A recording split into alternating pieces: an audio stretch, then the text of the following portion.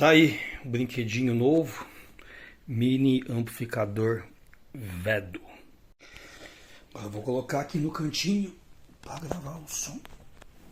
Tá com uma distorção com um pouquinho de cordas ali.